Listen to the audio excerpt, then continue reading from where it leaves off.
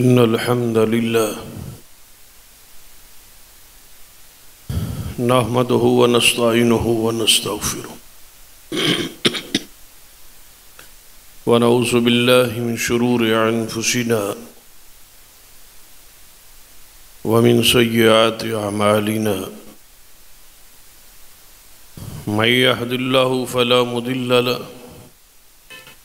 ومن يضلل فلا هادي له أشهد أن لا إله إلا الله وحده لا شريك له وأشهد أن محمدًا عبده ورسوله أما بعد فإن خير الحديث كتاب الله وخير الهدي هدي محمد صلى الله عليه وآله وسلم وشر الأمور محدثاتها وكل محدثة بدعة وكل بدعة ضلالة أما بعد فأعوذ بالله السميع العليم من الشيطان الرجيم من همزه ونفخه ونفثه بسم الله الرحمن الرحيم يا أيها النبي إنا أرسلناك شاهدا ومبشرا ونذيرا وداعيا إلى الله بإذنه وسراجا منيرا رب اشرح لي صدري ويسر لي أمري واحلل عقدة من لساني يفقهوا قولي رب زدني علما سبحان ربك رب العزة عما يصفون وسلام على المرسلين والحمد لله رب العالمين. حضرات، ماہ ربیع الاول دی مناسبت نال شان مصطفیٰ صلی اللہ علیہ وسلم دے حوالے نال گفتگو دا ایک سلسلہ جاری ہے.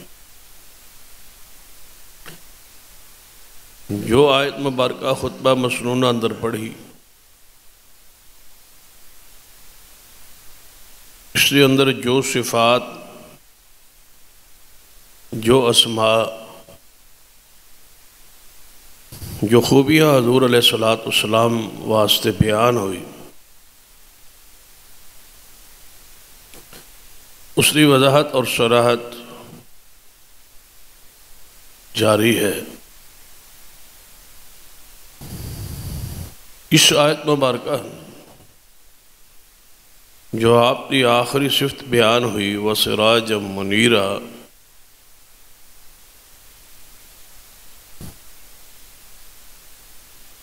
اس کی وضاحت گزشتہ خطبے اندر ہو چکی.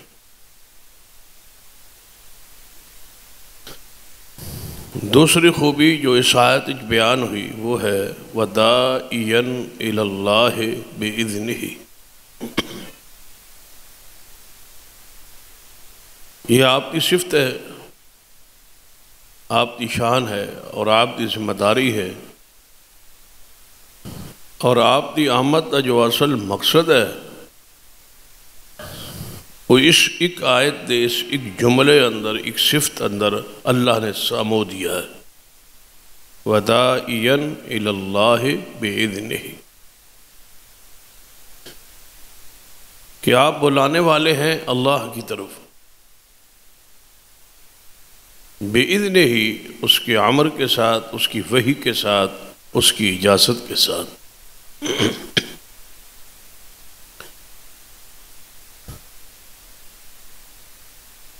اس کے اندر جو بات سب تو پہلے قابل غور ہے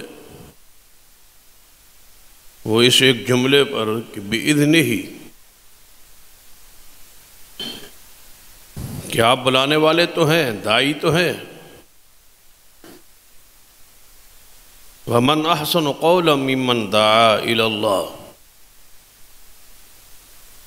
جو اللہ کی طرف بلائے اس سے بڑا پیارا قول بات کس کی ہو سکتی؟ بات کے لحاظ سے، قول کے لحاظ سے سب سے اچھی بات یہ ہے کہ بندہ اللہ کی طرف بلائے. اور معذر، اذان دینے والا شخص اسی وجہ تو معاشرے اندر بلند ہے، آواز بھی بلند ہے، اور قیامت والے دن اس شخص کی گردن بھی بلند ہوئے گی اور دور سے پہچانا جائے گا کہ یہ مؤذن ہے، یہ وہ شخص ہے جو اللہ کی طرف بلانے والا ہے. حی علی الصلاۃ، حی علی الفلاح، اللہ کی طرف، نماز کی طرف، فلاح کی طرف، کامیابی کی طرف بلانے والا یہ شخص ہے. اسی واسطے اس آواز کو شیطان پسند نہیں کرتا، اور اس آواز کو سن کے وہ بھاگتا ہے، وہ دوڑتا ہے، گوز مارتا ہوا بھاگ جاتا ہے، وہاں تک پہنچنے کی کوشش کرتا ہے جہاں تک یہ آواز نہ آئے. یہ آواز جو ہے منافق پر بڑی بھاری، اذان کی آواز، اور جس کا دل گناہ کر کر کے گدلا ہو گیا ہو اس دل پر یہ بوجھ ہے، اور مومن کے لیے یہ خوشی اور راحت اور سکون کا پیغام ہے.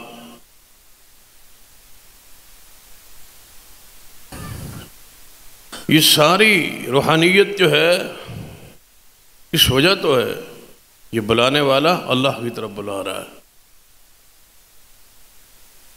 تو نبی رحمت صلی اللہ علیہ وسلم اپنی اس صفت اندر، جس طرح ہر صفت اندر آپ کامل اور مکمل نے، اسی طرح آپ داعی الی اللہ کی حیثیت سے بھی سب سے اعلیٰ اور بلند.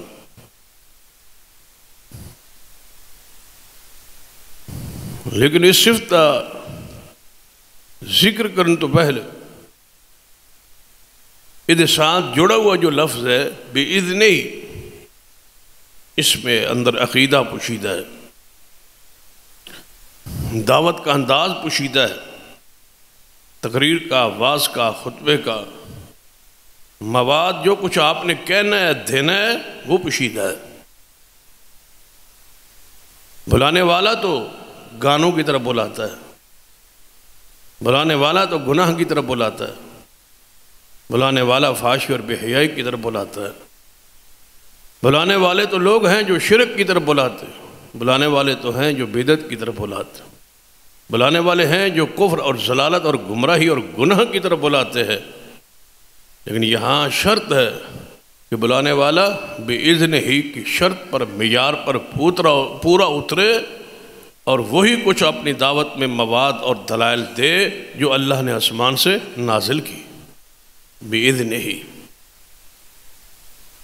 سب سے بڑے داعی کون ہے؟ محمد مصطفیٰ صلی اللہ علیہ وسلم. سب سے بڑے مقرر، سب سے بڑے خطیب، سب سے بڑے عالم، سب سے بڑے دعوت دینے والے محمد مصطفیٰ صلی اللہ علیہ وسلم. تو آپ کو پابند کیا گیا، شان کے لحاظ سے بھی، مقام کے لحاظ سے بھی، درجے کے بھی لحاظ سے بھی محمد مصطفیٰ صلی اللہ علیہ وسلم جیسا کوئی نہیں. اس کے باوجود آپ کی ذات میں اس بات کا پابند بنا دیا گیا کہ بِإِذْنِهِ کہ دعوت دینی ہے میری اذن کے ساتھ، میری اجازت کے ساتھ، میری نازل کردہ دلائل کے ساتھ، میری طرف سے نازل کردہ قرآنی آیات اور حدیث کے تحت آپ نے دعوت دینی. جب سرور کائنات محمد رسول اللہ صلی اللہ علیہ وسلم پابند ہے اپنے واعظ میں، اپنے خطبے میں، اپنے دعوت میں وہی کچھ کہیں جو اللہ نے آسمان سے نازل کیا ہو، تو بھلا اور کون ہے جو لطیفوں کے ذریعے، جو قصوں کے ذریعے، جو کہانیوں کے ذریعے، جو جھوٹے واقعات کے ذریعے لوگوں کو رلائے اور لوگوں میں بیان کرے. اللہ نے پابند کیا ہے محمد مصطفیٰ صلی اللہ علیہ وسلم کو کہ آپ وحی کے بغیر کچھ نہیں کہہ سکتے. اور اس پر بہت سارے دلائل موجود ہیں. کہ نبی رحمت صلی اللہ علیہ وسلم وہی کچھ بیان کیا، فَاسْتَمْسِكْ بِالَّذِي أُوحِيَ إِلَيْكَ، پابند رہیے اس بات پر جو اللہ نے تمہاری طرف وہی فرمائی۔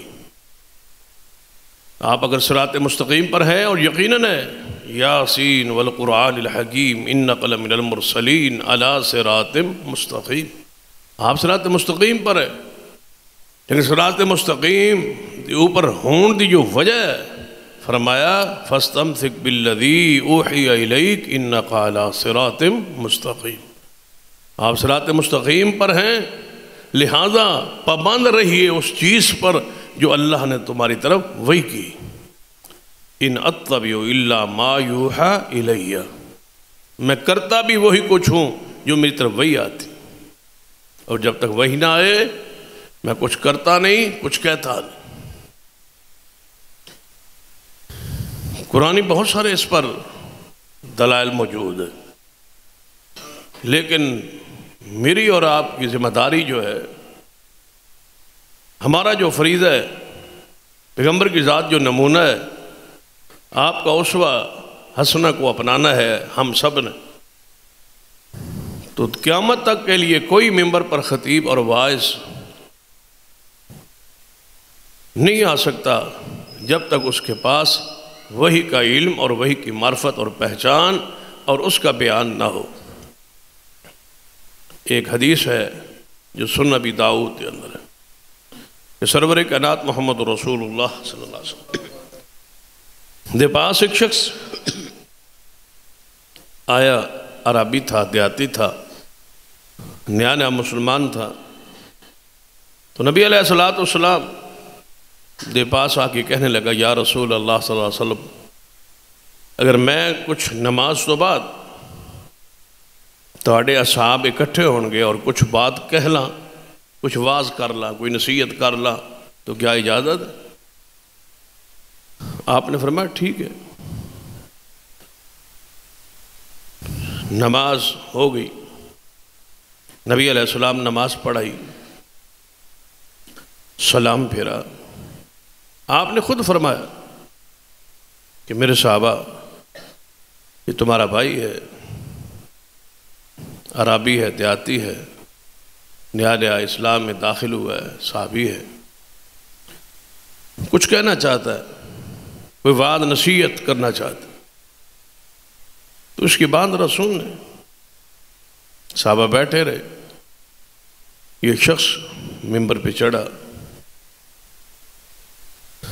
اور نبی علیہ السلام کے ساتھ بیٹھے تھے، یہ کھڑا ہو گیا، یہ واز شروع کرنے لگا، اللہ دی حمد و ثنا بیان کی، اور ساتھ ہی بات کہی، یا لوگو اللہ اور اس کے رسول کی اطاعت کرو، کامیاب ہو جاؤ۔ اللہ اور اس کے رسول محمد صلی اللہ علیہ وسلم، یہ جو آپ کے سامنے تشریف فرما ہے، اس کی اطاعت کرو، ان کی اطاعت کرو، کامیاب ہو جاؤ۔ ذرا آپ سوچیں کہ بات صحیح کہہ رہا ہے، اس میں کوئی غلطی نہیں۔ نبی علیہ السلام سن لیا، حضور بھی ساتھ تشریف فرما ہے، وہ کھڑا ہے اور واز کر رہا ہے کہ اللہ اور اس کے رسول کی اطاعت کرو، کامیاب ہو جاؤ، اور ان دونوں کی نافرمانی نہ کرو، وگرنہ ذلیل ہو جاؤ گے، رسوا ہو جاؤ۔ بس اتنی بات کہنے کی دیر تھی کہ نبی علیہ السلام نے اس کے کپڑے کا پلو پکڑ کے کھینچا اور فرمایا بیٹھ جا، تو برا خطیب ہے۔ آگے حضور نے بات نہیں چلنے دی، آگے واز نہیں ہونے دیا،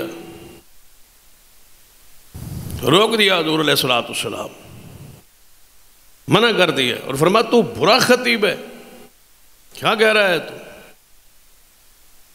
بھئی ذرا سوچ، اس نے کیا کہا ہے؟ اللہ اور اس کے رسول کی اطاعت کرو، کامیاب ہو جاؤ، اور ان دونوں کی نافرمانی نہ کرو، ناکام ہو جاؤ۔ اس سارے جملے میں جو قابل اعتراض بات ہے، ان دونوں کی نافرمانی نہ کرو، کس کی؟ اللہ اور اس کے رسول کی صلی اللہ علیہ وسلم۔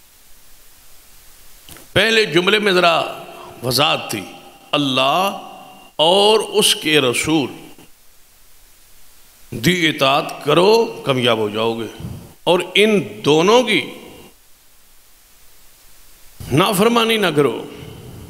اگر یہ بات کہتا نا کہ اللہ اور اس کے رسول کی اطاعت کرو کامیاب ہو جاؤ گے، اللہ اور اس کے رسول کی نافرمانی نہ کرو ذلیل رسوا ہو جاؤ گے، بات درست تھی، بات ٹھیک تھی، حضور کو پسند تھی، لیکن جب اس نے کہا کہ دونوں کی نافرمانی نہ کرو تو رسول اللہ فرمایا تو برا خطیب ہے، بیٹھ جا، تو نے مجھے اور اللہ کو ایک جملے میں اکٹھا کیوں رکھا ہے؟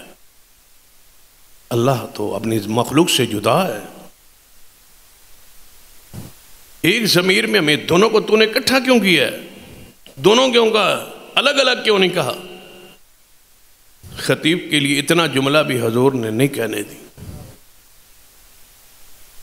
وَدَاعِيًا إِلَى اللَّهِ بِإِذْنِهِ، ہم پر خوشادر رہے ہیں، قصہ بیان کریں، کہانی بیان کریں، گپ بیان کریں، لطیفہ بیان کریں،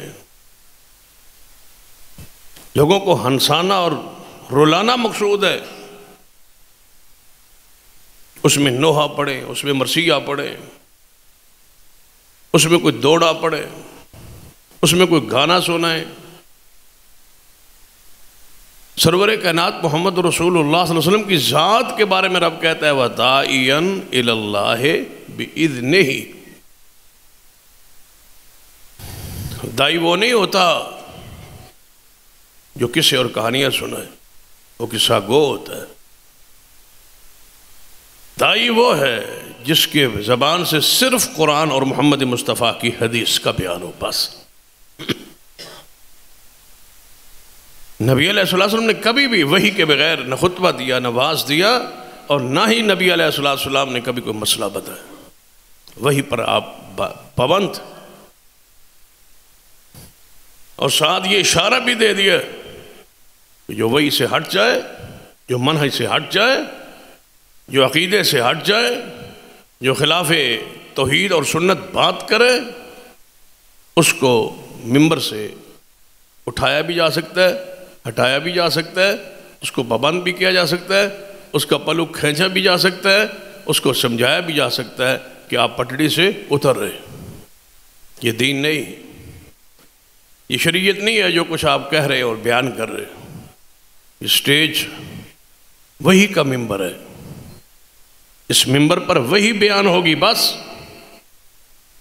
اس ممبر کے لیے وہی نازل ہوئی ہے، اور جب بیان میں وہی ہونا تو پھر وہ حدیث صحیح البخاری ذہن میں رکھے کہ نبی علیہ السلام کھجور کے خشک تنے کے ساتھ ٹیک لگا کے خطبہ دیتے تھے۔ جب آپ ممبر پہ آنے لگے پہلی مرتبہ تو وہ کھجور کا درخت بھی رونے لگا تھا کہ میں آج وہی سننے سے اور حضور کے وجود سے دور ہو گیا ہوں۔ یہ روحانیت ہے اس واعظ کی،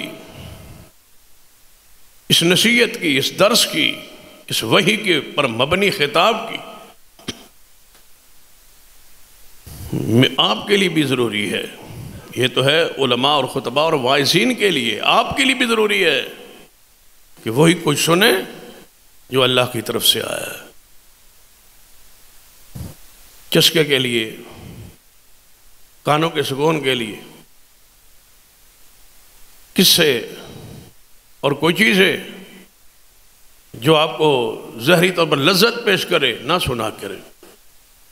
اپنے کانوں کو محفوظ رکھیں۔ ذرا وہ حدیث، وہ روایت جو سیدنا عمر رضی اللہ تعالیٰ کے حوالے سے ہے، اس کو ذرا ذہن میں رکھیں کہ صحابہ کرام ہیں سفر اندر، اور سفر جو ہے وہ جہاد کا ہے، مارکا ہوا، کفار کے قلعے فتح ہوئے، علاقے فتح ہوئے، تو وہاں سے مال غنیمت سے مٹا گئے۔ اس مال غنیمت اندر لازم بات ہے مختلف چیزیں، کسی قلعے اندر، کسی گھروں میں لوگوں کے داخل ہوں تو مختلف چیزیں ہوتی۔ تو دوران فتح وہاں ایک کتاب ملی، امام سیوطی رحمہ اللہ نے اپنی کتاب فضائل عمر میں اس روایت کا ذکر کیا ہے. وہاں سے مال غنیمت اندر مختلف چیزیں، سونا چاندی پیسہ سامان، اس کے اندر ایک کتاب بھی تھی. صحابہ کرام جب خیموں میں آئے، جہاد سے شام کے وقت فارغ ہو گئے، تو وہ کتاب سامنے غنیمت میں پڑی تھی مال میں، تو صحابہ نے وہ کتاب اٹھا لی، کتاب پڑھنی شروع کر. کتاب اندر بڑے دلچسپ واقعات تھے، جس طرح ادبی واقعات ہوتے ہیں اس میں دلچسپی ہوتی ہے، فطری بات ہے. تو صحابہ کرام نے کہا ذرا اس کو پڑھیں. تو ایک شخص نے پڑھی، دوسرے صحابہ نے سنی، کہنے لگے بڑی لذت والی کتاب ہے، بڑی روحانی کتاب ہے. تو انہوں نے طریقہ بنا لیا کہ جب شام کے وقت واپس آتے نا تو کہتے ہیں ذرا کتاب کھولو بھائی، اس کو ذرا پڑھیں، جو قصوں پر ادبی واقعات پر وہ چیزیں مشتمل تھیں. اب امیر یہ لشکر جو تھے، کمانڈر جو تھے، انہوں نے ایک صحابی کو بلایا اور فرمایا جاؤ مدینہ جا کے امیر المومنین سیدنا عمر کو خبر دو کہ اللہ نے بڑی فتوحات سے نوازا ہے، وہ پریشان ہوں گے، انتظار میں ہوں، تو آپ جائیں وہاں جا کے خبر دیں. تو وہ صحابی رسول اپنے امیر لشکر کے حکم پر سیدنا عمر کے پاس مدینہ میں آئے. سیدنا عمر واقعی انتظار ہے. آپ نے ساری صورتحال پوچھی، اس نے بتائی فلاں علاقہ فتح ہوا، فلاں فتح ہوا، فلاں فتح ہوا، وہاں تک ہم پہنچ گئے، ساری خبر دے کے نا. تو سیدنا عمر رضی اللہ عنہ فرمانے لگے پر ٹھیک ہے یہ ساری خبریں جو کچھ آپ کہہ رہے ہیں وہ پہنچ گئی ہیں، لیکن اس سفر کا آپ جو آئے ہیں اتنا سفر کر کے بتانا، کوئی اس سارے سفر کا جہادی مارکے کا کوئی خاص واقعہ ہو تو وہ بتاؤ، کوئی خاص بات اس سفر کی. تو صحابی کہنے لگا امیر المومنین اور تو کوئی ذہن میں نہیں ہے، ایک خاص بات ہے کہ سفر جنا سانو مال غنیمت چوں ایک کتاب ملی سی، اسو کتاب رکھی تے شام نے جدوں پڑھی نا تو بڑی لذت آئی، بڑا سکون آیا، وہ تو بڑے بڑے واقعات سے. تو اصا پھر وہ طریقہ بنا لیا سی، شام نے جدوں روزانہ مار کے تو فارغ ہوندے سا، اسی اس کتاب نو پڑھتے سا، ایک صحابی پڑھتا سی باقی سنتے سا. سیدنا عمر بڑے متوجہ ہوئے. اب سیدنا عمر دے ذہن جو بات تھی تو رات پڑھ رہے تھے رسول اللہ کے سامنے، جو گزشتہ جمعے واقعہ بیان ہو. تربیت تھی نا پیچھے رسول اللہ، وہ حدیث سامنے وہ یاد آ گئی. آپ نے اپنے غلام سے کہا ذرا درہ چوک کے لے آؤ، کوڑا. اور جڑا خبر لے کے آیا سی قاصد، فرمایا اس کو ذرا کوڑے دو چار لگاؤ، یہ بھی سنتا رہا ہے نا، انہوں میں دو چار کوڑے لگاؤ. اس نے کہا امیر عمر میرا قصور، میرا جرم. آپ نے کہا واقعہ سنا ہے، میں نے واقعہ سنا دیا. فرمایا تم وہ سنتے رہے کتاب، تم وہ کتاب پڑھتے رہے، یہ ہے وداعیا الی اللہ باذنہ. فرمایا تم وہ کتاب پڑھتے رہے. سیدنا عمر کے ہوتے ہوئے میری خلافت میں امیر المومنین سیدنا عمر زندہ ہو اور وہ کتاب پڑھی جائے جو کافروں کے قلعے سے ملے اور جس میں قصے اور کہانیاں ہوں، اور صحابہ وہ سن کے لذت محسوس کریں، اور میرے ہوتے ہوئے فرمایا ان کو کوڑے مارو اور پھر ان کو واپس بھیجو اور ان سب کو جا کے پیغام بھیجو. امیر لشکر کو کہو کہ تم نے سورہ یوسف رات کو کیوں نہ پڑھی؟ کیا سورہ یوسف کا واقعہ تمہیں ادب سے بھرا ہوا سارے ادبیات کی جتنے بھی اس میں گوشے ہیں کیا موجود نہیں تھے؟ کیا سورۃ الرحمن نہیں تھی؟ کیا سورہ یوسف نہیں تھی؟ تم نے وہ کتاب کیوں پڑھی؟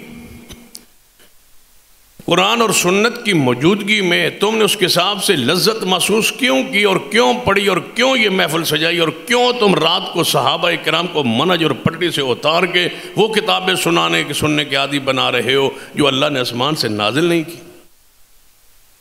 وداعیا الی اللہ باذنہ. ان ساری کتابوں، قرآن پاک ایسی عظیم کتاب ہے جس میں سب کچھ موجود ہے. کیا پڑھنا چاہتے ہیں، کیا سننا چاہتے ہیں، جو کچھ آپ سننا چاہتے ہیں وہ قرآن میں محفوظ اور موجود ہے. تاریخی کتنے کتنے واقعات، اور قرآن پاک کا اسلوب اور اس کا بیان اور اس کی ترتیب، اس کو پڑھے. تو سیدنا عمر رضی اللہ تعالیٰ کوڑے لگائے اس شخص کو. اور آج سیدنا عمر آ جائیں تو بتلاؤ یہ قصے اور کہانیوں پر مشتمل یہ کتابیں جو ہیں ان کی حالت کیفیت کیا ہو. تو سب سے پہلے وداعین اللہ کے اندر یہ چیز داخل اور شامل ہے کہ بات ممبر پر وہی ہو جو منزل من اللہ ہو. جب محمد مصطفیٰ پابند ہے تو اور کون ہے جس کو چھوڑ دیا جائے اور جسے پوچھا نہ جائے. حضور یہ بات کہے کہ آج کے بعد میں شہد نہیں پیوں گا، اور رب کہے یا ایھا النبی لما تحرم ما احل اللہ لک، اور کون ہے جس کو روکا نہ جائے. حضور صحابی کو دیکھ کے ماتھے پر تیوری چڑھائے، عبس وتولی ان جاءہ العامی، اور کون ہے، کس کی حیثیت اور کس کا مقام. ولو تقول علینا بعض الاقاویل، سب سے سخت اور سب سے توحید پر اور عقیدے کو پوری طرح قوت بخشنے واسطے یہ آیت ایک ہی کافی ہے. ولو تقول علینا بعض الاقاویل، اے محبوب اگر آپ وہ بات کہہ دیں اس ممبر پر جو ہم نے نہ کہی ہو. بھلا اس تو بعد کوئی گنجائش رہ گئی ہے قصے اور کہانیاں اور اپنی طرف سے کوئی بات یا لطیفے سنانے کی؟ فرمایا محبوب ولو تقول علینا بعض الاقاویل، اگر آپ وہ کہہ دیں جو ہم نے نہ کہی ہو، وہی نہ آئی ہو، اذن نہ آیا ہو، امر نہ آیا ہو، اور آپ اس ممبر پر وہ بات کہہ دیں جو ہم نے نہ کہی ہو، تو ہم کیا کریں؟ آپ کے دائیں کندھے سے پکڑ کے آپ کی گردن کو کاٹ کے رکھ دیں. یہ قرآن ہے. ہم آپ کے دائیں بازو سے پکڑیں اور شہرک کو کاٹ دیں. کوئی بندہ ایسا نہیں ہے میری مخلوق میں اور زمین میں جو آپ کو مجھ سے چھڑا لے. حضور کو رب یہ کہہ رہا ہے تو کیا یہ سارے شہرک کاٹنے والے لوگ نہیں ہیں؟ ان کی حیثیت کیا ہے؟ عام واعظ کی، عام خطیب کی، عام مقرر کی کیا حیثیت ہے کہ وہ کسے سنائے اور کہانیاں سنائے اور ہمیں رلائے؟ رسول رحمت صلی اللہ علیہ وسلم کو روکا جا رہا ہے جو وحی کے پابند ہے. اور میرا ایمان اور عقیدت یہ ہے کہ حضور نے کبھی کوئی بات ایسا کہنی نہیں تھی جو رب کی رضا کے بغیر ہو.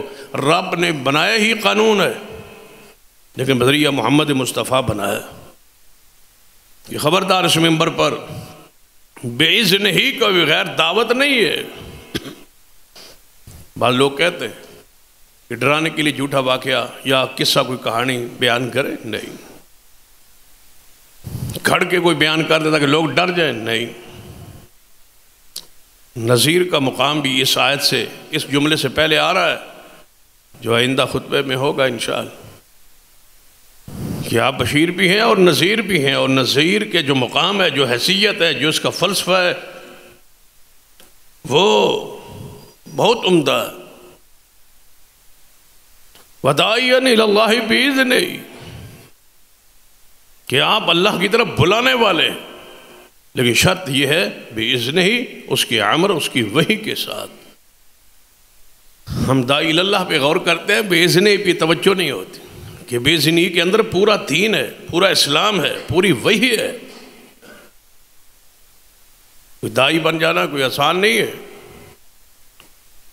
اس پر شرط ہے بلغوا انی ولو آیہ. کیا معنی ہے اس کا؟ بڑی مشہور حدیث ہے نا کہ ہر بندہ مبلغ ہے جی، ہر بندہ واعظ ہے جی، ہر بندہ خطبہ دے سکتا ہے جی، ہر بندہ ہی پہنچا سکتا ہے، ایک آیت بھی ہو تو اس کو پہنچا سکتا ہے. بس ٹھیک ہے، یہ تو سمجھ آ گئی ہے. اصل جو اس کے اندر چھپا ہوا فلسفہ ہے وہ کیوں نہیں سمجھے؟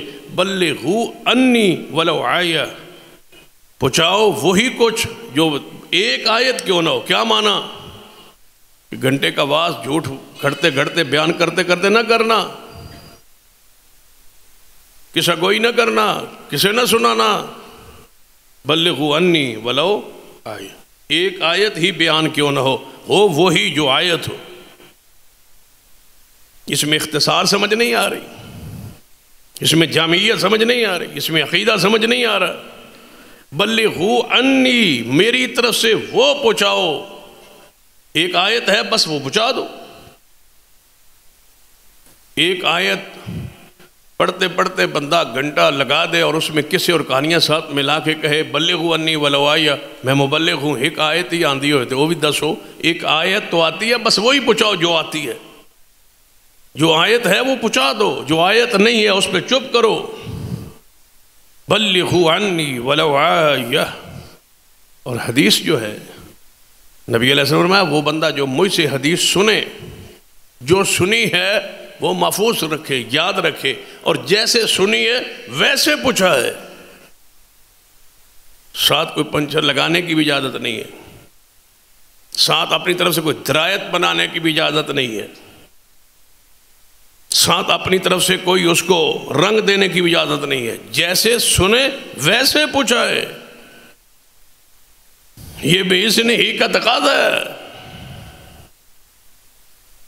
اور نبی رحمت جناب محمد رسول اللہ صلی اللہ علیہ وسلم جب کوئی بات کہتے اس میں اضافہ یا کمی کچھ کرنا ہوتی تو اللہ کی طرف سے وہی آتی، تب ہوتی تھی.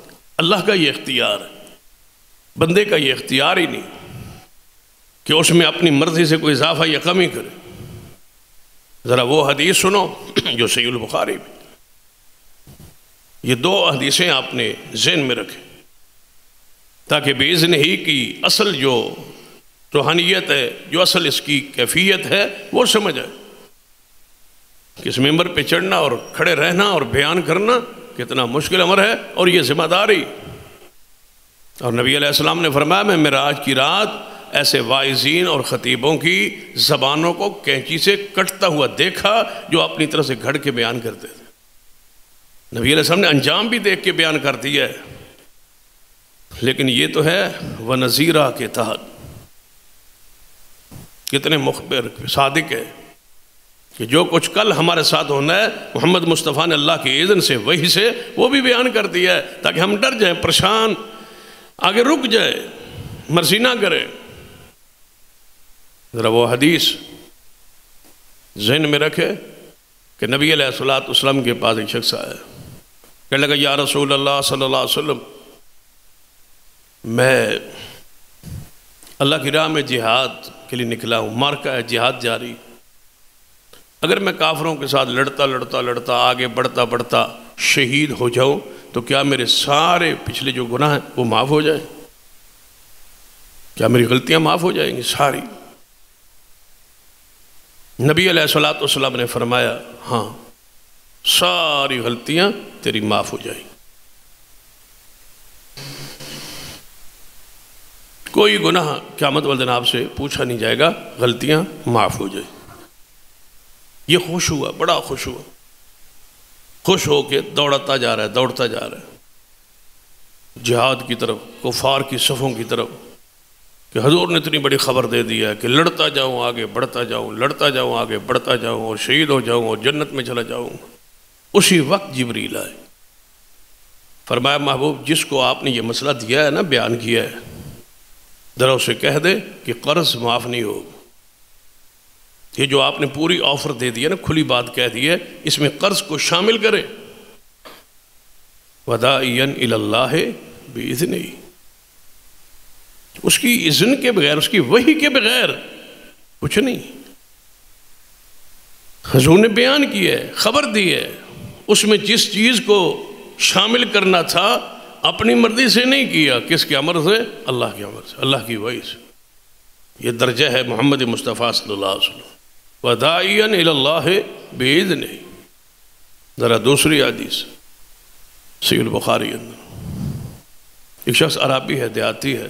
یہ شخص آیا، پنڈ والے نے اپنے پنڈ جو سیانا تے سمجھدار بندہ سمجھ کے اینو بھیجا کہ جاؤ حضور علیہ السلام جنہیں نبوت کا رسالت کا اعلان کیا ان سے ملو اور ان سے ذرا تحقیق کر کے دین سیکھ کے آؤ اور واپس آ کے ہمیں سمجھاؤ. تحقیق کرے. رسول اللہ صلی اللہ علیہ وسلم کا پیغام گیا، وہاں قاصد گیا تھا، حضور کا صحابی گیا تھا دعوت دینے، حضور کا پیغام پہنچانے اس پوری بستی کو۔ تو بستی والوں نے کہا ٹھیک ہے پیغام رسول ہمیں پہنچ گیا، لیکن ہم خود اس بات کی تحقیق کریں۔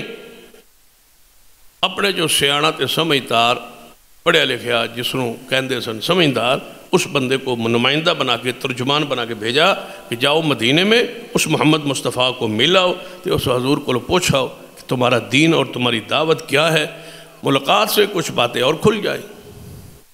یہ شخص وہاں سے اپنی سواری پہ سوار ہو کے یہ مدینے میں پہنچا، مسجد نبوی کے سامنے آیا، وہاں سواری سے اترا، سواری کو باندھا اور سیدھا مسجد میں داخل ہو۔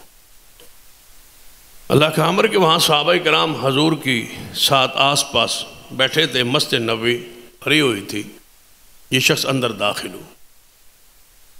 جاتے ہی اس نے کہا اے لوگو، اے اہل مدینہ، میں فلاں علاقے سے عرابی دیہاتی آیا ہوں اور تمہارے نبی محمد مصطفیٰ جس نے نبی ہونے کا دعویٰ کیا ہے ان سے ملنا چاہتا ہوں، وہ کون ہے تم میں سے؟ تو صحابہ کرام نے کہا اے آنے والے پوچھنے والے، پورے اجتماع پہ نظر خود دوڑاؤ، جو سب سے خوبصورت ہے ہم میں وہ محمد ہے صلی اللہ علیہ وسلم۔ صحابہ بھی تجربہ کرنے لگے، بلا اس کی سمجھداری، اس کا فہم، اس کی عقل مندی کو دیکھتے۔ اس نے پورے اجتماع پہ نظر دوڑائی تو محبوب کو پہچان گیا۔ کہتا ہے اگر حسن پہ ہے نا فیصلہ کہ تم میں سے سب سے چہرہ چمک کس کا رہا ہے، دمک کس کا رہا ہے، خوبصورت کون ہے، تو وہ مجھے لگتا ہے یہ ہے محمد صلی اللہ علیہ وسلم۔ انہوں نے کہا تو نے صحیح پہچانا، یہی ہمارے رسول ہے صلی اللہ علیہ وسلم۔ حضور کے پاس بیٹھ گئے، کہنے لگا اے محمد صلی اللہ علیہ وسلم، میں آپ کی شان کو، درجے کو، مقام کو نہیں جانتا کہ آپ کتنے بلند ہیں اور کتنا رب نے آپ کو رتبہ دیا ہے، شان دی ہے۔ میں تے سادہ جا بندہ اور پنڈ اور جنگل چ رہنے والا تے قوم نے نمائندہ ترجمان بنا کے بھیجا ہے، تو آڈا نمائندہ وہاں گیا تھا، اس نے ہی بات کہی تھی، مجھے تو قوم نے تحقیق کے لیے اور آپ سے کچھ سوالات کے لیے بھیجا ہے۔ اگر میں اپنے پینڈو اور خالص سادہ انداز میں سوال کر لوں تو تسی ناراض تو نہیں ہو جاؤ، کیونکہ میں نہیں پتا تو سٹیٹس مقام درجہ کتنا بلند ہے، تو کس انداز گفتگو کرنی ہے، کیسے سوال کرنا ہے، یہ پہلی ملاقات ہے، میں آپ کے درجے شان کو تو نہیں نہ جانتا، میں اپنے انداز میں سوال کر لوں تو ناراض ہو جاؤ گے۔ حضور نے فرمایا نہیں، جو ہم سے سوال کرے ہم اس سے ناراض تو نہیں ہوتے، آپ پوچھیں کیا پوچھنا چاہتے۔ کہنے لگا بتاؤ کہ اللہ نے آپ کو واقعی نبی بنایا ہے، جو دعویٰ آپ کا پہنچا ہے کیا اس دعوے میں آپ حق اور سچ ہے؟ کیا واقعی آپ نبی ہیں؟ نبی علیہ السلام نے فرمایا کوئی شک نہیں، یا ایھا النبی انا ارسلناک، اے نبی ہم نے بنایا ہے نا آپ، ہم نے بھیجا ہے نا آپ کو۔ سارا قرآن پڑھے، جتنی صفات ہیں حضور کی، ہر صفت سے پہلے اللہ نے اس چیز کو لازم بیان کیا ہے کہ یہ درجہ، یہ مقام ہم نے دیا ہے محمد مصطفیٰ صلی اللہ علیہ وسلم۔ سارا قرآن، کوئی ایک صفت، کوئی ایک خوبی جو حضور کی بیان کی گئی ہو قرآن میں اور جس کو رب نے اپنی طرف منسوب نہ کیا ہو، ایسی نہیں ملے گی۔ جہاں ذکر آیا یہ شان، یہ خام مقام ہم نے دیا ہے۔ انا اعطیناک الکوثر، ہم نے دیا ہے۔ الم نشرح لک صدرک ووضعنا عنک وزرک الذی انقض ظہرک ورفعنا لک ذکرک، ہم نے بلند کیا ہے ذکر۔ والضحی واللیل اذا سجا ما ودعک ربک وما قلی وللآخرۃ خیر لک من الاولی ولسوف یعطیک ربک فترضی، اتنا دے گا تجھے تمہارا رب کہ آپ راضی ہو جائیں۔ نون والقلم وما یسطرون ما انت بنعمت ربک بمجنون وإن لک لاجرا غیر ممنون وإنک لعلی خلق عظیم۔ اے محبوب، آپ نے رب کی رحمت اور نعمت اور فضل سے آپ مجنون نہیں ہیں، اللہ نے آپ کے لیے تو بہت بڑا اجر رکھا ہے۔ وَمَا أَرْسَلْنَاكَ إِلَّا رَحْمَةً لِلْعَالَمِينَ، ہم نے بھیجا ہے آپ، ہم نے بنایا آپ کو رحمت للعالمین۔ معراج کا ذکر آیا، سبحان الذی اسریٰ بعبدہ، پاک ہے وہ ذات جس نے سیر کرائی اپنے عبد کو، جناب محمد صلی اللہ علیہ وسلم کو۔ جتنی بھی صفات قرآن اندر حضور دیاں بیان ہوئی نے، اللہ نے اپنے والے نسبت فرمائی، ہم نے یہ مقام دیا، ہم نے یہ شان دی۔ یہ آیت مبارکہ جس کی تفسیر و توضیح جاری ہے، یا ایھا النبی انا ارسلناک شاہدا و مبشرا و نذیرا و داعیا الی اللہ باذنہ و سراجا منیرا۔ اے محبوب سراج منیرہ، ہم نے بنا کے بھیجا، داعی اللہ ہم نے بنایا، اور آپ کو مبشر ہم نے بنایا، نذیر ہم نے بنایا، شاہد ہم نے بنایا، انا ارسلناک، ہم نے بنایا۔ فرمایا اللہ نے مجھے نبی بنایا۔ نبی خود نہیں بنتا، خود دعویٰ نہیں کرتا، نبی کو رب بناتا ہے، رب بھیجتا ہے۔ اور پھر اس نے اعلان کیا میں نے محمد کو بھیج دیا ہے، اب قیامت تک کسی کو نہیں بھیجوں گا۔ یہ بھی اعلان اس نے نہیں کیا، رب نے اس کے بعد بنایا ہی نہیں، بنانا ہی نہیں، ضابطہ ہی کلوز ہو گیا ہے، قانون ہی ختم کلوز کر دیا گیا ہے کہ اب قیامت تک اللہ کسی کو نبوت دے کے دنیا میں نہیں بھیجے۔ جس کو ملنی ہے وہ حضور سے پہلے، عیسیٰ ابن مریم آئیں گے لیکن نبوت حضور سے پہلے وہ لے چکے ہیں اور دنیا میں آ چکے ہیں۔ اللہ کسی کو نبی نہیں بنائے گا، کسی کو رسول نہیں بنائے گا، اس باب کو ہی کلوز کر دیا گیا۔ تو نبی علیہ السلام فرمایا ہاں اللہ نے مجھے نبی بنایا۔ صحابی کہنے لگا، رابی کہنے لگا، محبوب جی میں کس طرح تحقیق میں جاؤں، کس طرح آپ کو دلیل آپ سے پوچھوں، کیا دلیل ہے کہ آپ کو اللہ نے نبی بنایا؟ دعویٰ تو ہے آپ کا، لیکن دلیل کی تہ تک اندر میں کس طرح پہنچاں گا؟ میں نہیں پہنچ سکتا، لیکن تہاڈا چہرہ ویکھ کے محسوس ہوندا ہے کہ تہاڈا چہرہ جھوٹے انسان دا نہیں۔ ایسا خوبصورت چہرہ، چمک نور والا چہرہ جو ہے وہ کسی جھوٹے انسان کا نہیں ہوتا۔ جھوٹے پر تو پھٹکار اور دھتکار اور نحوست چھائی ہوتی ہے چہرے پر۔ چلو آپ کو رسول بنایا گیا ہے، نبی بنا کے بھیجا گیا ہے جی۔ کہنے لگا ہے محمد صلی اللہ علیہ وسلم تھوڑے چہرے تو اندازہ ہوندہ ہے، اور تو میرے پاس کوئی دلیل نہیں، آپ کا دعویٰ ہے کہ اللہ نے آپ کو رسول بنایا ہے۔ بس اتنا قطع کی کے لیے ذرا دل کے اطمینان کے لیے پوچھنا چاہتا ہوں کہ قسم دے سکتے ہو؟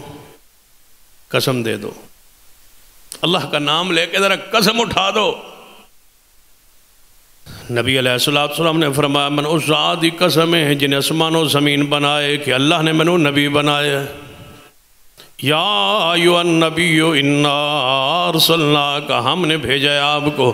محبوب علیہ السلام نے قسم اٹھائیے۔ رابی کہنے لگا محبوب جی کلمہ پڑھا لو، مسلمان بنا لو۔ کلمہ پڑھیا دار اسلام میں داخل ہویا ہے، عرض کرتا ہے محبوب جی میں کلمہ تے پڑھ لیا، مسلمان ہو گیا، توڑے صحابیت دائرے اندر آ گیا، میں دسو اسلام اندر کوئی اور چیز جیڑی مجھ پہ لاگو ہوئے، فرض ہوئے، میں نے کوئی فرضی چیزاں دس دیو تے اسی بڑے دور رہنے تے جنگلی رہنے تے مال مویشی پالنے تے روزانہ ساڑھے کل مدینے تے نہیں آیا جاندہ، توڑے کل مشکل ہے کہ اسی پہنچ سکی۔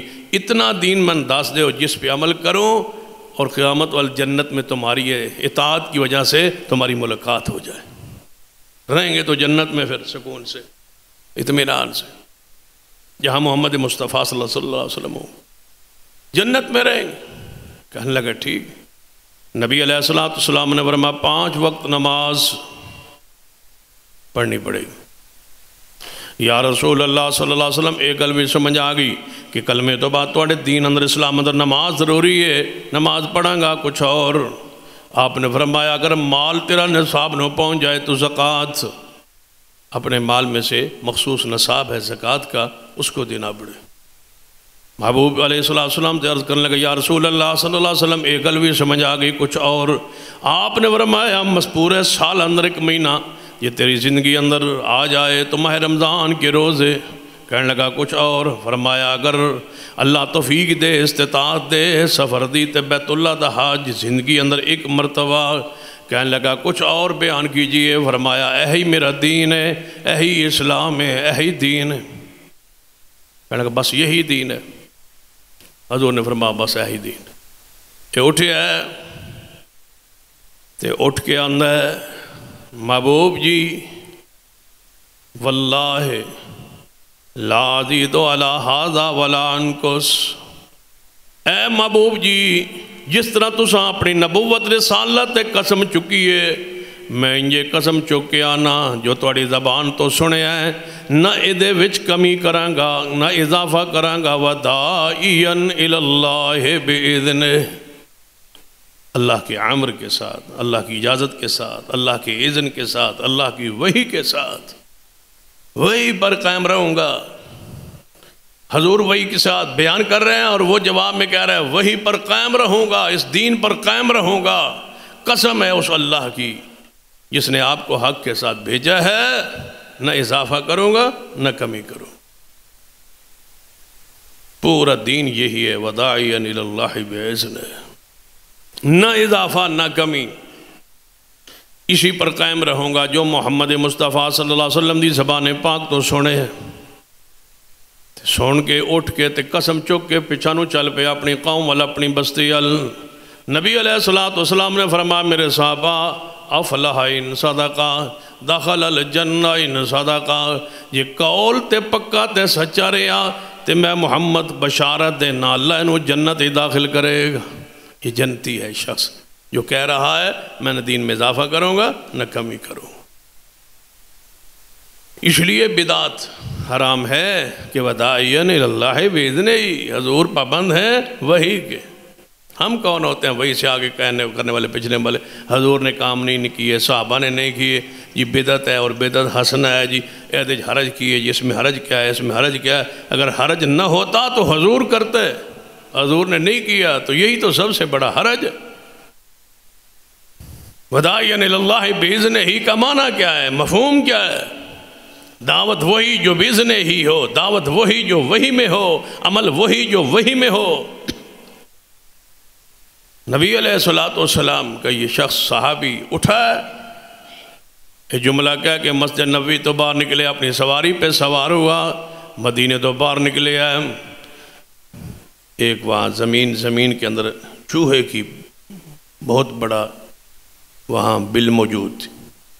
وہاں سے اس کی سواری گزرنے لگی، اس کا پاؤں سے سمجھا نرم زمین ہے، وہاں پاؤں رکھا تو وہ چوہے کی بل میں وہ گھوڑے کا پاؤں داخل ہو گیا اور گھوڑا گرا اور یہ شخص اوپر سے گر کے فوت ہو گیا.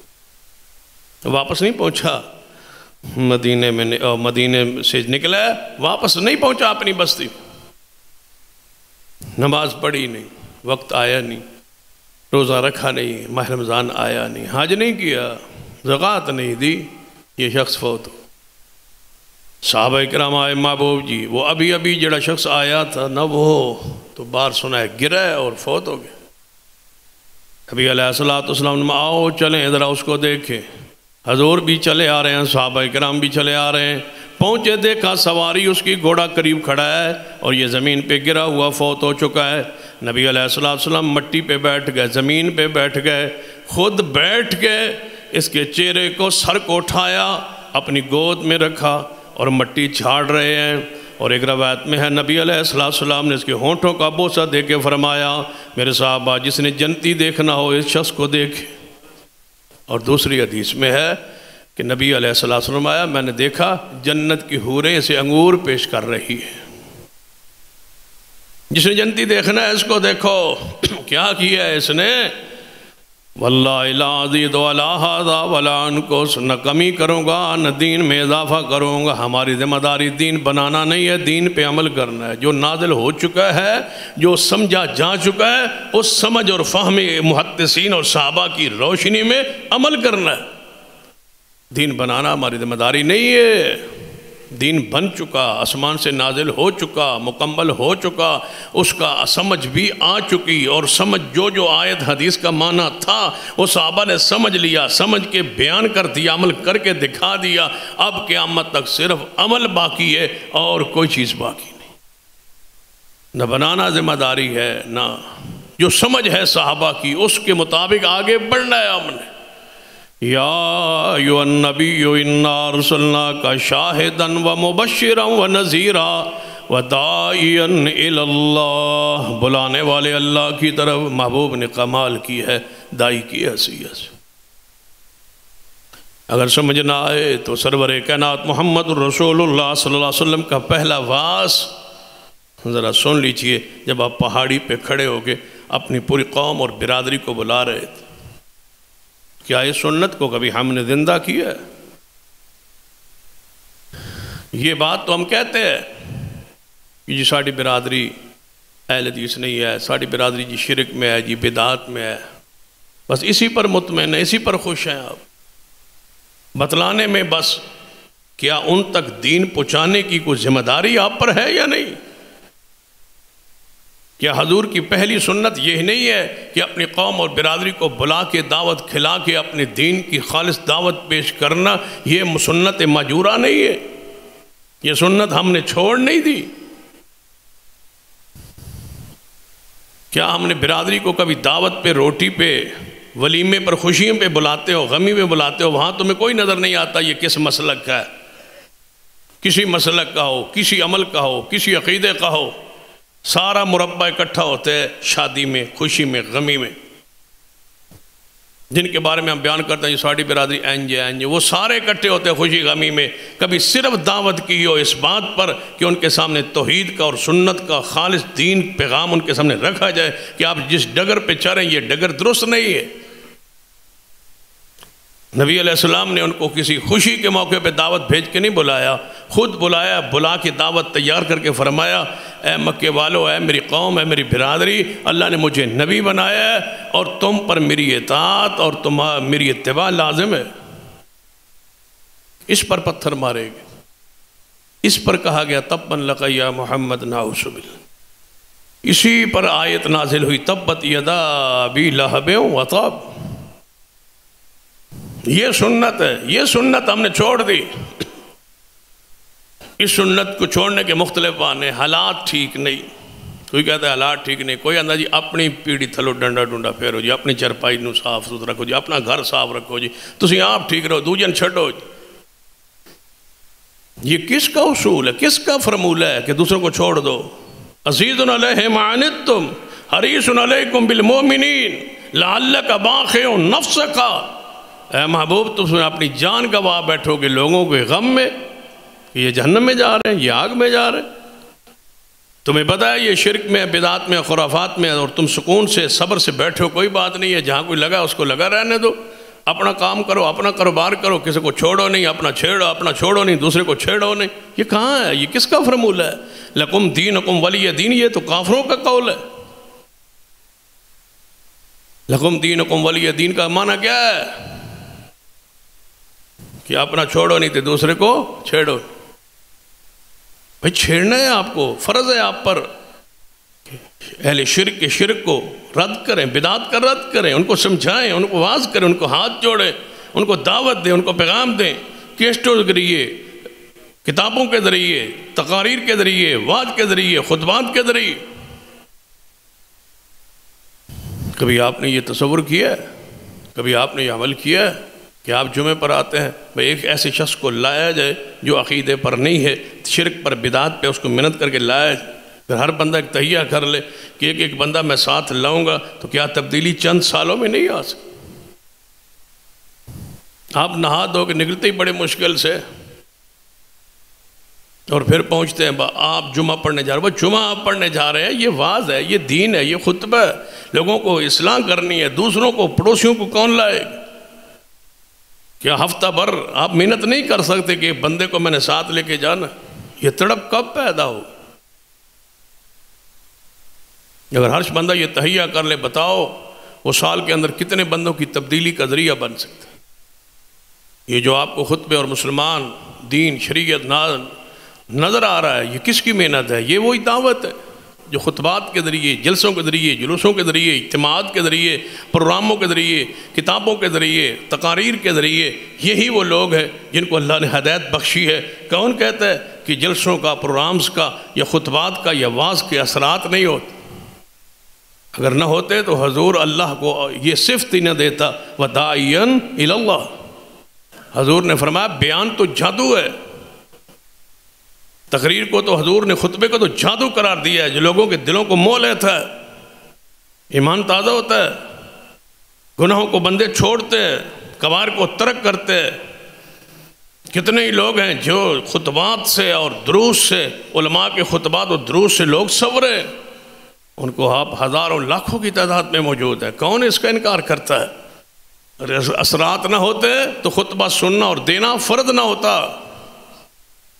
یہ جبری وعد اللہ نے ہفتے بعد رکھا ہی اس لیے ہے کہ اس کو سننا ہے۔ نماز کی زور کی رکعت 4 ہے، جمعے کی 2 ہے، فرما 2 رکعت پڑھ لو لیکن خطبہ سننا فرض کیا ہے، تاکہ 8 دن تمہارے ایمان کی حالت میں گزریں۔ یہ خطبے کے اثرات 8 دن قائم رہیں گے، پھر آپ عالم کے پاس آ کے بیٹھ کے خطبہ پھر سنیں۔ وَدَاعِيًا إِلَى اللَّهِ بِإِذْنِهِ، دار ارقم میں خفیہ ایک ایک بندے کو لایا جاتا، حضور وہاں واز کرتے، گھر بنایا ہوا تھا، ایک دفتر بنایا ہوا تھا جسے دار ارقم کہتے ہیں، وہاں حضور بیٹھ جاتے، صحابہ گھیر گھار کے بندے کو لاتے اور وہاں بٹھاتے اور حضور سے ملواتے، حضور کو سنواتے، اور لوگ حضور کو دیکھ کے سن کے اسلام قبول کرتے۔ کیا یہ طریقہ، یہ سنت مہجورہ متروکہ نہیں، چھوڑ دی نہیں؟ کیا نبی علیہ السلام عکاظ کے میلے پہ نہیں پہنچ گئے تھے؟ میلہ تھا بڑا، عرب میں مکہ میں بہت بڑا میلہ، عکاظ کا میلہ لگتا تھا، حضور میلے میں پہنچ گئے، کیا وہاں شرکت کے لیے؟ نہیں۔ وہاں قوالی کو سننے کے لیے؟ نہیں۔ وہاں ان کی حمایت کے لیے؟ نہیں۔ ایک چوک پہ کھڑے ہو کے لوگ یا ایھا الناس قولوا لا الہ الا اللہ، لوگوں نے پتھر مارنے شروع کیے، ابو لہب پیچھے سے پتھر مار کے کہہ رہا ہے اس کی نہ سننا، اس کی بات نہ سننا، محبوب پھر بھی سنائے جا رہے ہیں۔ وداعیا الی اللہ۔ طائف کا مشکل ترین دن آیا تھا، اس کو پڑھ کس لیے گئے تھے؟ کاروبار کرنے کے۔ طائف میں انگوروں کے باغ تھے، وہ لینے کے لیے، وہ دینے کے لیے، وہ کھانے کے لیے۔ طائف میں گئے تھے، سرداروں کے پاس گئے تھے، دعوت دین کو دیا تھا، انہوں نے نوجوان پیچھے لگا دیے، چولیوں میں پتھروں نے بھر لی، حضور کو مارتے، خون بہتا، جوتیوں میں خون جم جاتا، حضور پھر بھی کہتے کہ لو لا الہ الا اللہ۔ آج تو ویسے ہی تبلیغ آسان ہے، خرچ بھی ہے، خدمت بھی ہے، سٹیج بھی ہے، عوام بھی ہے، کھانے کا انتظام بھی ہے، پھولوں کے ڈوکرے برسائے بھی جا رہے ہیں۔ یہ حضور کی تبلیغ ہے، حضور کی دعوت۔ پڑھ لیں، نبی علیہ السلام سفر ہجرت ہے، کتنا مشکل ترین سفر ہے ہجرت میں، لیکن مدینے جاتے جاتے مکہ سے چلیں 8 دن کا سفر ہے، تقریباً بعض مورخین نے، محدثین نے 14 کے قریب، بعض نے 18 کے قریب لوگ راستے میں جن کو حضور دعوت دے کے صحابی بنا کے، مسلمان بنا کے مدینے پہنچے۔ بندہ ڈر کے نکلا ہوا ہو، چھپ کے نکلا ہوا ہو، سواریوں پہ سوار ہو، سفر میں دعوت یاد ہوتی۔ ام معبد، سراقہ بن مالک، سیدنا عبیدہ، یہ ساری شخصیات جو ہیں راستے سفر میں حضور کی دعوت پر اسلام قبول کیا ہے۔ قباء میں پہنچے، مدینہ میں قباء بستی میں پہنچے، مدینہ سے باہر، تو حضور کا 8 دن کا یہ سفر، تھکاوٹ کا سفر، پہاڑیوں کا سفر، اونٹوں پر سفر، جاتے ہی سب سے پہلے کیا ہم آرام کریں؟ 8 دن 10 دن تو بندہ یار اتنا لمبا سفر کر کے آیا، آپ کو تو کسی دوسرے شہر میں سے ہو گیا، شام کو درس ہو تو آپ نہیں آتے، او جی میں گیا سا جی، میں اوتھے گیا سا جی، میں اوتھے گیا سا، میں اوتھے گیا سا، لہذا میں درس نہیں سن سکتا، میں اوتھے گیا سا۔ اور کہیں میں نے وہ ساتھیوں کے سروے بھی کیا نا، اپنی کانفرنس جو 2 اکتوبر کو ہوئی، کئی ساتھیوں سے مقام یاد کے کئی ساتھیوں سے پوچھا، وہ سناؤ کانفرنس کیسی ہوئی؟ وہ میں تو جا ہی نہیں سکیا، یعنی میں جا ہی نہیں سکیا، کیوں؟ ایک بندہ آتا ہے میں نے یاد ہی نہیں رہی، میں نے یاد ہی نہیں کہ کانفرنس ہے ایسی، ایک آتا میں بول گیا سا، خیال ہی نہیں، ایک آتا میں اعتبار گیا سا تو پھر اتھوں آیا تو پھر واپس آیا، پھر میں آنا سی لیکن میں نے پھر خیال ہی نہیں رہا۔ عجیب حالت ہے، عجیب کیفیت ہے، یاد نہیں ہے۔ اب حضور سفر کر کے، مبارک سفر کر کے ہجرت کا پہنچے ہیں، پہلے دن ہی آپ نے آتے ہی مسجد کی بنیاد رکھ دی ہے، مسجد قباء کی۔ دعوت کا یہ سلسلہ اللہ اس میں برکت رکھے۔ کچھ دنوں بعد یہاں قیام کے بعد مدینہ کی طرف رخ کیا، راستے میں بنو سلیم کے پاس سے گزرے، وہاں حضور کا نماز کا وقت ہو گیا، حضور نے فرمایا چلو یہاں بھی مسجد کی بنیاد رکھتے ہیں۔ یہاں 10 سال ہو گئے پنڈوں میں 1 2 4 بندے لے کے پھرتا ہے، مسجد نہیں بناتا۔ جمعے والے دن کسی اور پنڈ میں نکل جاتا ہے، آگے پیچھے جناب وہاں بیٹھ رہا ہے، نمازیں ادھر ہی پڑھ رہا ہے، سارے بدعات و خرافات میں پھنسا ہوا ہے۔ وہ جی ساڑھے پنڈ مسجد کوئی نہیں، تو مسجد نہیں ہے تو تم کہاں بیچو نا اپنے معاملات، اپنی زمین بیچ دو، زمین کا کچھ حصہ بیچ کے مسجد کھڑی کر دو نا، چھپر کوئی بنا لو نا، کوئی کچی بنا لو نا، مسجد تو کھڑی کرو۔